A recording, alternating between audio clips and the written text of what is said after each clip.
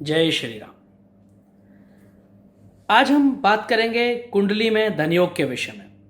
यानी क्या कहती है आपकी कुंडली, क्या कहते हैं आपके सितारे, कितना धन आपकी कुंडली में, आपके भाग्य में, आपके पास होने वाला है।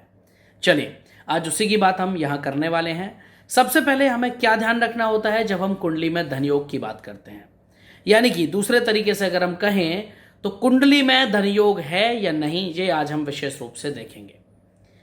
कैसे पता करें, क्या ध्यान रखें। सबसे पहली चीज हमें क्या करना है, हमें कुंडली के कुछ भावों को महत्वपूर्ण रूप से देखना होता है, जिनके बिना यह कैलकुलेशन करना असंभव है कि कुंडली में धनयोग है या नहीं है।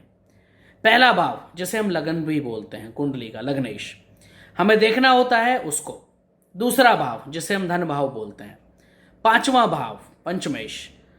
नौवां भाव जिसे भाग्येश भी बोला जाता है। और एकादश भाव 11वां भाव, यानी जिसे लाभ का घर भी बोला जाता है, आय का घर भी बोला जाता है। इन भावों को विशेष रूप से हमें देखना होता है अगर हमें जानना है कि कुंडली में धनयोग है या नहीं है, और वो धनयोग कितना प्रभावशाली है, उसका प्रभाव कब होगा, कितना होगा, होगा या नहीं होगा। ये सारी चीजें हम इन्हीं सब भावों से देखते हैं मुख्यतः रूप से। कुछ कंडीशंस में कुछ ऐसी सिचुएशंस होती हैं जिनमें हम चौथे भाव को और अष्टम भाव को भी देखते हैं, लेकिन वो सिचुएशंस बहुत रेयर होती हैं। ज्यादातर इन्हीं भाव से कुंडली में इस बात का फलित किया जा सकता है कि आपकी कुंडली में धनयोग है या नहीं है। चलिए बात करते हैं कुछ महत्वपूर्ण धनयोग की जो आपकी कुंडली में बनते हैं और जो आसानी से आप भी देख सकते हैं कि आपकी कुंडली में धनयोग है या नहीं है। पहली बात, सबसे पहली चीज हम क्या करेंगे, सबसे पहले मान लीजिए एक वृश्चिक लगन की कुंडली हमारे पास है। ठीक है, वृश्चिक लगन की कुंडली यानी 8 नंबर जिसका लगन में हो वो कुंडली हमारे पास है। अब वहां मान लेते हैं कि नवम भाव में, जो कि हमारा भाग्येश भी होता है, वहां पर चंद्रमा स्वयं विराजमान है, जो कि स्वग्रही होकर के विराजमान हो जाएंगे, क्योंकि 4 नंबर होगा नवम भाव में। ठीक है, और दूसरे भाव के स्वामी यानी गुरु भी वहां बैठे हुए हैं, और एकादश भाव यानी 11वें भाव के स्वामी बुध भी वहां जाकर के बैठ जाएं तो कुंडली में बहुत ही प्रभावशाली धनयोग बनता है।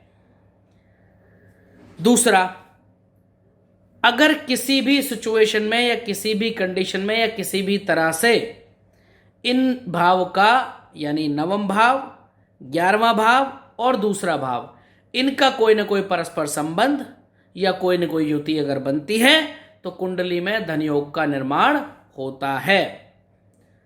तीसरा, यदि आपके लगन भाव में, हम वृश्चिक लगन की कुंडली की बात करेंगे इस पूरे वीडियो में, कुंडली वृश्चिक लगन की रहेगी, उसी बारे में हम बात करेंगे।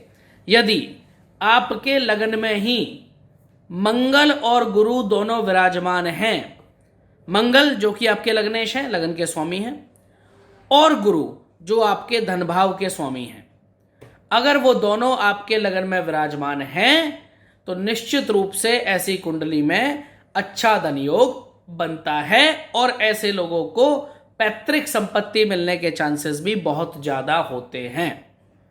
तीसरा, यदि आपके 11वें भाव में, वृश्चिक लगन की ही कुंडली है, यदि आपके 11वें भाव में बुध और गुरु दोनों आकर के बैठ जाएं, बुध जो आपके 11वें भाव के स्वामी हैं, गुरु जो आपके दूसरे भाव के यानी धन भाव के स्वामी हैं, अगर ये दोनों आकर के बैठ जाएं तो ऐसी कुंडली में व्यक्ति को कोई पुरानी संपत्ति मिले या ना मिले, लेकिन वो खुद की अपनी आय से इतना अर्जित कर लेता है, इतना कमा लेता है कि उसके पास धन धान्य की, सुख समृद्धि की कमी नहीं होती है। नेक्स्ट, यदि आपके धन भाव में बुध और गुरु दोनों बैठे हों, अभी 11वें भाव की बात कर रहे थे, अब हम बात कर रहे हैं धन भाव यानी दूसरे भाव की, कुंडली के सेकंड भाव में यानी धन स्थान में बुध और गुरु दोनों बैठे हों तो उस कुंडली में भी बहुत अच्छा धनयोग बनता है। कैसे?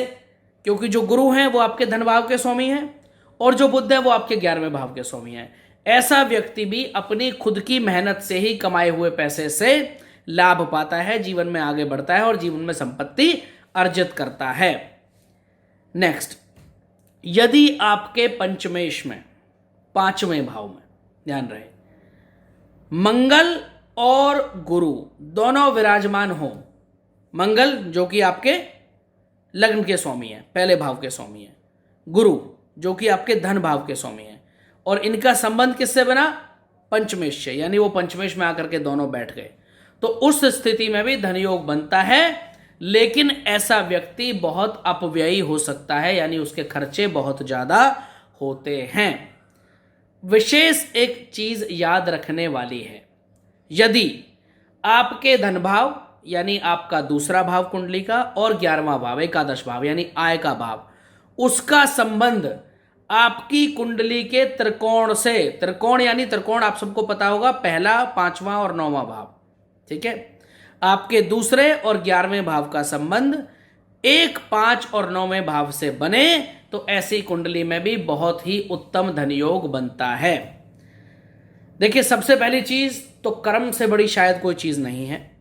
हमारी कुंडली में अगर धन योग भी है तो हमें कर्म का बहुत ध्यान रखना होता है। जब तक हम कर्म नहीं करेंगे हमें कुछ नहीं मिलता, ऐसा हमारे शास्त्रों में वर्णित है।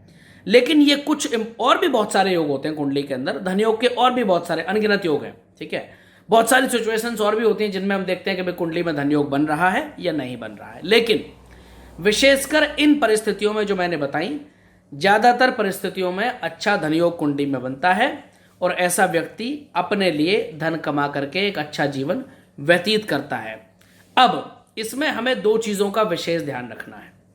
जब भी हम कोई कैलकुलेशन धन भाव की कर रहे हैं या किसी भी और चीज की कैलकुलेशन हम कुंडली में करते हैं, तो एक चीज का हमें जरूर ध्यान रखना है कि जो उससे संबंधित भाव है, यानी अगर हम धन की बात कर रहे हैं तो जो धन से संबंधित भाव है वहां कौन कौन से ग्रह बैठे हुए हैं, कौन कौन से ग्रह की दृष्टि धन भाव पर है, और जहां आपके धन भाव के लॉर्ड यानी स्वामी जहां जाकर बैठे हुए हैं उन पर कौन कौन सी दृष्टि है, यह भी बहुत महत्वपूर्ण चीज ध्यान में रखने वाली होती है।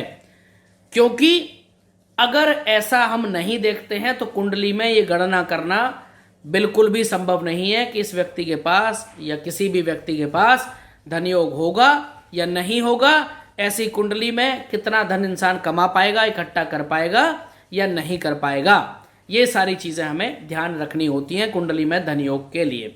चलिए, ये थी बात कि कुंडली में धन योग है या नहीं है। कुछ छोटी छोटी चीजें हमने बताई, बाकी तो बहुत सारी कैलकुलेशंस कुंडली में करनी होती हैं, बहुत सारी चीजों को ध्यान रखना होता है। अगर बिजनेस से रिलेटेड बात करनी है तो दशम भाव का ध्यान देना होता है। नवमांश भी हम कई बार कुंडली में देख के कैलकुलेशन करते हैं कि आपकी कुंडली में धन का योग है या नहीं है, ठीक है। इन सब में एक बहुत महत्वपूर्ण चीज बात कि आपके लग्नेश का मजबूत होना यानी स्ट्रांग होना बहुत जरूरी है।